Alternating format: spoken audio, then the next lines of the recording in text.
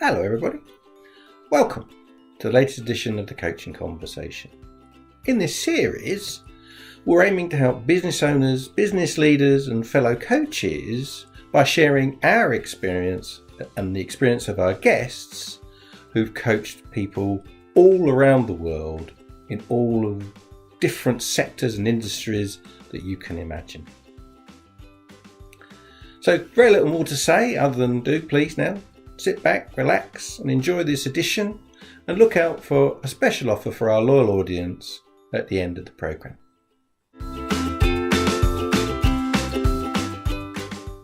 Hello, everybody, and welcome to our latest edition of the Coaching Conversation. Today, I'm joined all the way from Gujarat in India, Nikhil Raval, and we're going to be talking about leading across the generations. And frankly, I can't wait to get started. Nikhil, welcome to the Coaching Conversation, and perhaps you could let the audience know a bit more about your background and how you now find yourself coaching leaders in how to manage multi-generational, generationally diverse workforces. Sure. It's a pleasure to be here, Graham, and thank you for having me. And you're right, it's a topic which is gaining a lot of curiosity, certainly in the corporate world, and perhaps most of us would have experienced some form of generational conflict or some form of a generational divide in some way in our personal lives, whether it's our parents or our children and so on. But very quickly to give you a little bit about the story, I'm kind of just broken into two buckets. I spent my early childhood growing up in India, and then I spent the next chapter of my life with education and professional work in the United States, and then I went back to Asia and in India. And I forayed into leadership consulting and leadership development when I returned back. So, it began with some teaching, and then I had a chance to work with a really good company where we built leadership solutions around the world and a lot of extensive work in Asia. And in 2018, when I took my first sort of stab at writing a book, I said, what can I write isn't already sort of out there from the Asian perspective? And it seems there's so many books out there on leadership today. So at the time in 2018, 19, people weren't talking about the Gen Z generation as much as perhaps they're doing now. And so I said, let me kind of take a plunge to do something which is a bit more forward looking. And so that's how it began. And then came the podcast of, understanding Gen Zs. And from there, a lot of the consulting work that I do, it just kind of really made me realize that it isn't just us Gen Zs who kind of we make them sort of the center of focus. It's really, everything in the system, meaning to say that the bosses and the subordinates and the peers, they all have a contribution sometimes to either the harmony, the friction, or the fusion. And that's how the second book came. And a lot of my work is done helping managers to lead Gen Z, but certainly also to kind of look at the multi-gen workforce more broadly. And for you, what would a typical client look like? What kind of organization would it be? Yeah, so typically, I mean, there isn't atypical, but I say much of my work is done in the corporate space. So it could be a mid-sized company to a very large company. Just in terms of the size, you're looking at anywhere from, I don't know, about 2,000 people to a very high number like 200,000 people. But largely, the emphasis is done, the focus is on middle managers, senior managers, people who are either first-time managers, meaning to say that they're leading for the first time, or managers who are leading people who are in the Gen Z generation. And the other end of the spectrum that I do much of the work is at the senior level, which is, things like how do they align themselves with a common purpose and vision and mission, and some of the things that we assume that it all will be very, very easy and aligned, but many times it's just that very senior group needs to get on to a same page, oftentimes.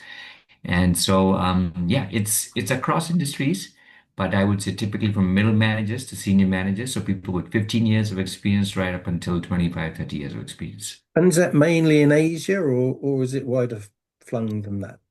Yeah, most of the work it is Asia based, but today post COVID, I mean, we all do so much of the work online as well, and therefore I do I'd say about 30% of the work also virtually, which will include cohorts and participants from around the globe. So certainly from Europe and UK and North America and Far East from my side to the Australia Asia Pac. So when you're beginning to work with your clients, and we're talking about generational diversity here and the various challenges, what what do you find are the problems or the help that they're looking for? Yeah, so I think it I think it begins more like how do we get them to collaborate better, I think, and that's in a way kind of the big picture brief, and then you have to peel through the layers to find out okay what is the issue, and I have had workshops where I've specifically only kind of facilitated, let's say, millennials and Gen Zs, and then one would think that, oh, okay, but these are two very similar generations, very tech savvy, and they don't see it that way. So I think it starts with, on one end, Graham, where maybe if a company is experiencing a lot of attrition with younger managers, it's about how do we go about helping them get engaged, more inspired, more motivated, right? So that's one end of the spectrum. And I also have done exclusive cohorts for the Gen Zs, kind of to help look at the other way, which is to say that, okay, how do they become more productive? How do they become less on devices? And how do they appreciate a perspective of a boss or a super boss, who doesn't quite see it the same way. They don't learn the same way. They don't communicate the same way. And so I think in today's time and age, every company we can say comfortably has at least three generations, possibly four generations. And therefore, it is all about how can we make them work more productively? How can we make them more real team of teams, if you will, right? And kind of build a team which goes not just vertically but horizontally. And there are ways in which we kind of help them to think through that in the workshop and certainly post the workshop. Workforces have always been multi-generational, haven't they? I mean, this itself is not a new phenomenon, but what makes our awareness or alertness to this diversity more sharp now than perhaps it was in the past? Yeah, no, excellent question. I think there are a few things here, Graham. One is, of course, we're seeing that more and more people are sort of extended their work runway, if you will, which means today, if you go even on LinkedIn, you will see people in their mid 60s either looking for projects or looking for work or wanting to kind of do that next sort of gig after, let's say, a full-fledged corporate innings. And so the one is that. Second is, I think it's just the nature of problems have become so much more complex, right? So when you think about industry 2.0, 3.0, 4.0, you can't just survive on like the basic degree you had 25 years ago, or let's say, in the first 25 years of your life. You really have to be agile in unlearning and relearning. And COVID was the best example. If I give say that, like, look, if you were a pharma graduate, you can't say that, hey, I've solved the problem. Like, you have to still think about who's going to get the vaccine, how we're going to price it, how we're going to ship it, and what's the communication strategy. So I think managers today have to look at a very sort of a cross-discipline lens. And that only comes from people at different layers. And I think it's more pronounced where we see the younger generation, they bring a set of skill sets and competencies, and the more experienced generation, certainly they bring their own kind of vantage point of what they have seen and done. But all of that gets disrupted with the layer of AI on top of it, right? Where we're seeing that the technology can both be kind of a boon and a bane at the same time. But I think it's just it's this classic storm of what's happening outside in the world with the geopolitical shifts and changes and how quickly companies have to come together to produce things and the rate at which technology is disrupting. And it just calls for a much more collaborative way to work together to solve, right? And I think that's Yeah. one of the things that we're seeing. And so, from your perspective, from your experience, is the biggest challenge coordination and collaboration? Is that as how you see it? The different generations, because they're coming with different backgrounds, experiences, and viewpoints. It's actually Yeah. trying to coalesce them around a common purpose. Is that what you see as the big challenge? Yeah, I'd say, Graham, I think there are about four or five key things normally comes up just to kind of extend the answer to the previous question. One is, I think there's a fundamental difference in just what we call generational values, right? So a boomer wants stability and just recognition from a good brand, and X wants work-life balance. The millennial wants recognition and freedom to make decisions. The Gen Z wants much more autonomy and. So I think there is the values on one side and the behaviors that they bring. And so this then has a trickle effect where you can think about how generations communicate, how generations learn, right? The younger generation sees learning it on their own. The more experienced one wants to do a traditional workshop. You can think about, and also part of it is the stereotypes that we just kind of carry about each generation. So it's about breaking some of that.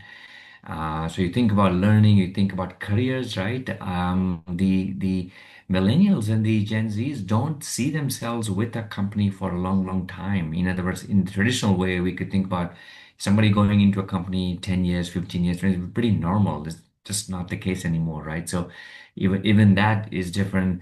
How they see benefits and perks, right? So again, someone wants a high salary, a high retirement sort of package on the way out versus somebody who wants more mental well-being initiatives, some in which ways they can kind of look at their, buying capability for the next home or the next car or whatever.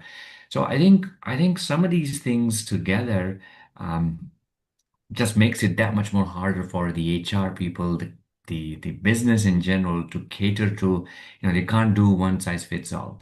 And therefore, how do you keep the diversity intact and leverage the strengths is sort of the challenge and also the fun. And do you find different cultures or different sizes of organizations have different spins on all of this? Or is it more homogenous? Yeah, so you know, people do the traditional coaching, which of course is more one-on-one or let's say to a leader. But I think increasingly there is the coaching with another layer of saying that, okay, how can I manage a team which is, let's say, hybrid, for example? I mean, I've seen companies where, they just now have to learn to manage both in person and hybrid. They can't take the view that, I won't manage people on a Zoom call or let's say a Teams call. Like, it's just a fact of life.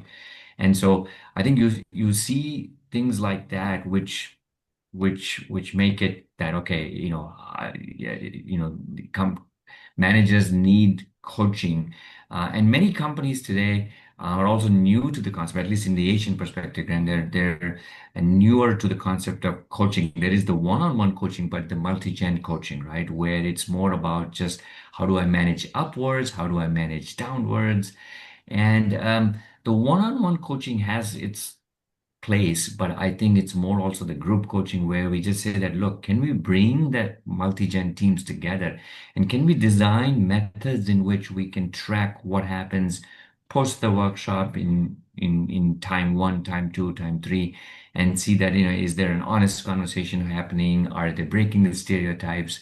Are there ways in which there is more trust in the team now? Are they more aligned to a common goal and so on? And when you're working, you've mentioned workshops and so on. Do you need to do a diagnostic before you start? Or is that what the workshops uh, provide? How do you get started? And what tools do you use to help your clients?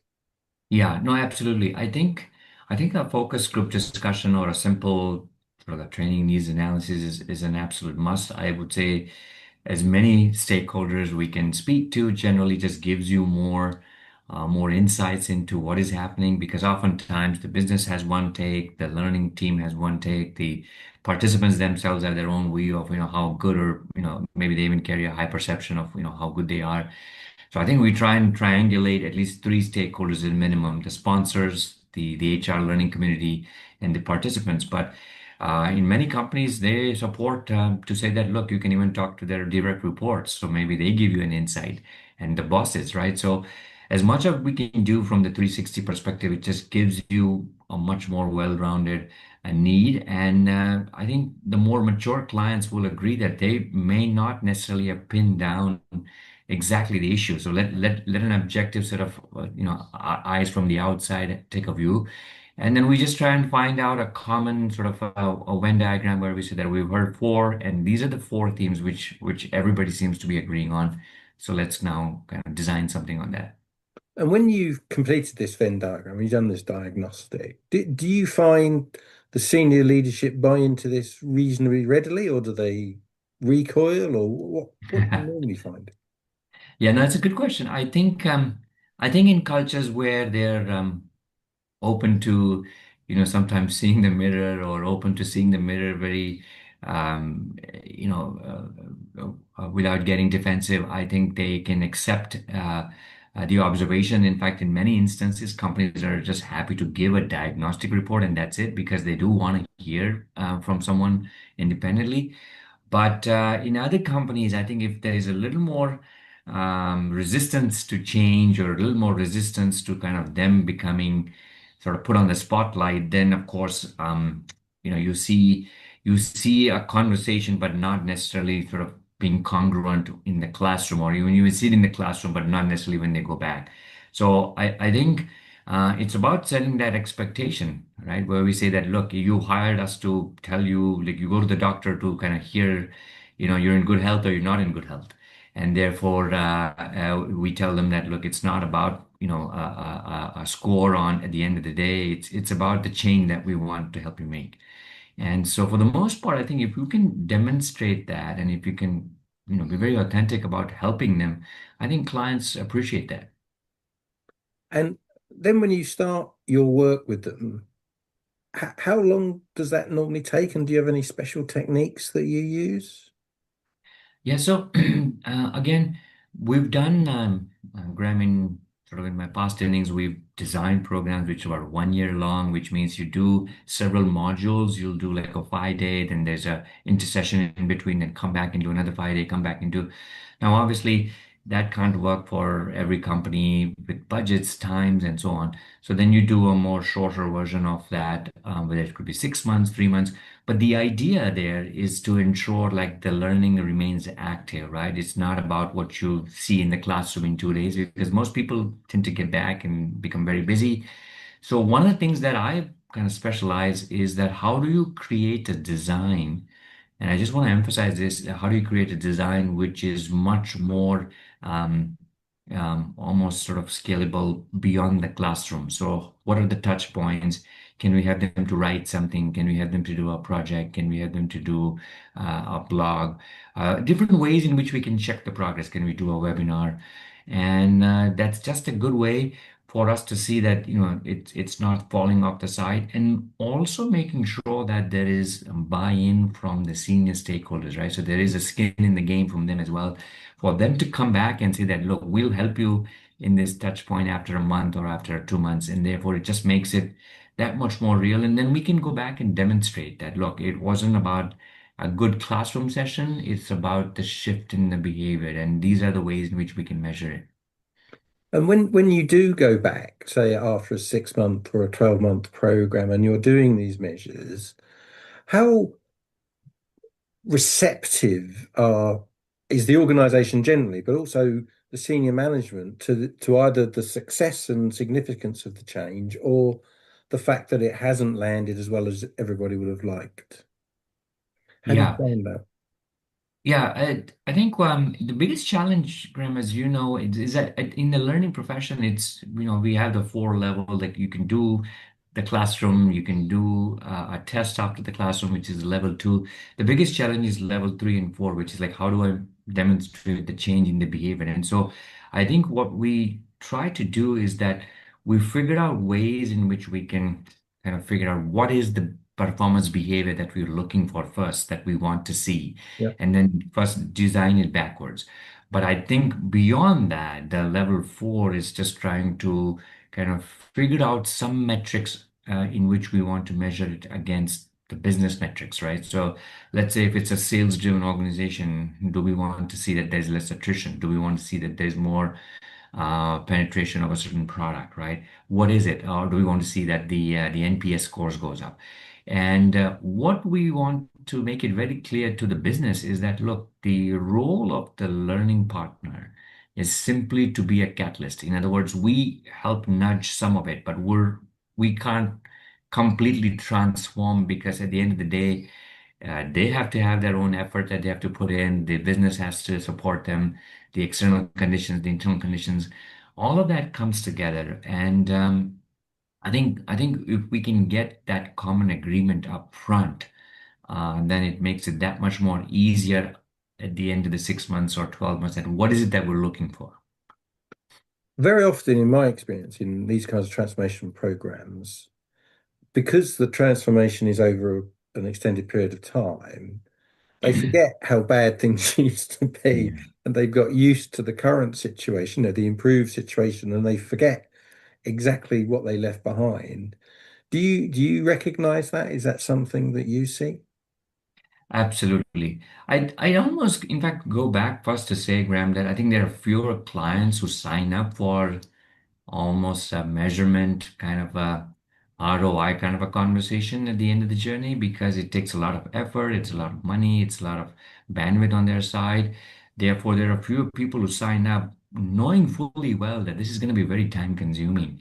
And it's the multiple touch points, it's how you position the program, it's how you position and how do what do you wish to see? It's for example, like we had a client in Malaysia where the global CEO brought the country heads, and basically he announced saying that, look, we're in January. When we meet in October, we want to know a little bit of what's the next billion-dollar idea. And by the way, we're going to give you 6 days in between as a way to help you get that. Which means that the role of the 6 days was simply like a catalyst role. So it wasn't about a professor coming from a top school or anything. It was almost always about, we want at the end of the 9 month this idea, and therefore we'll weave in coaching in between, business coaching and leadership coaching, and 6 to 8 days of excellence. So how do you frame that matters as well. But you're right. I think it's important to push back to the clients along the way that, look, we're seeing there's people not showing up on calls. We're seeing senior leaders promise something, it's not happening, and we just want to flag this. But you're right, in longer journeys, this can happen because just so much of the busyness and the pressure can take over. Yeah. Nikhil, it's been great talking with you. If any of the audience want to learn more, how can they find you? Sure. So the easiest way, of course, is I'm very active on LinkedIn. You can look me up, Nikhil Raval, and then I have my own website as well. It's learnwisely.in. And of course, you can see all of the work that I do. The TED Talks are there, the books are there, the podcast is there, the clients that I work, it's there. And the books are available on Amazon and some of the popular portals as well. So yeah, LinkedIn and my website. There's also a YouTube channel that I run, which is again on the podcast. But I think the LinkedIn is the good starting point, and then it can give you ways to get to the other channels and so on. Fantastic. Nikhil, thanks very much. And that's it for this edition of the Coaching Conversation. We'll see you again next time. So, there you have it, the latest edition of the Coaching Conversation. Hope you enjoyed it, hope you found it useful, and I hope it did what it set out to do. As promised at the beginning of the programme, here is a special offer for you, our loyal audience. If you reach out to me at gwiley@sagegreen.com and mention this podcast, we'll make available to you a coaching program for you and or your team at a 50% discount. So where can you reach us? So it's definitely gwiley@sagegreen.com. You can also reach us at the Executive Mindset at sagegreen.com, and our website is clearly theexecutivemindset.co.uk. If you enjoyed this, do please leave us with a wonderful rating on Google. We'd really appreciate that. So nothing more for me to say now other than see you again soon.